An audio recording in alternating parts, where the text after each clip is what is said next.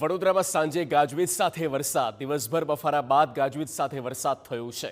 વડોદરા શહેરના વિવિધ વિસ્તારમાં વરસાદી માહોલ છે. રાવપુરા, માંડવી, પાણીગેટ વિસ્તારમાં વરસાદ થયો છે. માર્કેટ, સમા, ગોત્રી સહિતના વિસ્તારોમાં વરસાદ થયો છે. વરસાદ વરસવાને કારણે બફારાથી રાહત મળી છે. તો વડોદરામાં આ વરસાદી માહોલ છવાયો છે. ઘણા સમય પછી વડોદરામાં એકંદરે સારો વરસાદ થયો છે. દિવસભર વાદળછાયું વાતાવરણ રહ્યા બાદ સમી સાંજે વરસાદી માહોલ સર્જાયો છે. વડોદરા શહેરના વિવિધ વિસ્તારોમાં વરસાદનો માહોલ જોવા મળી રહ્યો છે. હાલ વડોદરા શહેરના ખંડેરાવ માર્કેટ પાસે હાજર છે કે જ્યાં આગળ વરસાદ છે. ખંડેરાવ માર્કેટ, રાવપુરા, દાંડિયા બજાર, તે સિવાય સમા, અકોટા, ગોત્રી, વાસણા, ભાયલી આ તમામ વિસ્તારોમાં હાલ વરસાદી વાતાવરણ જોવા મળી રહ્યું છે.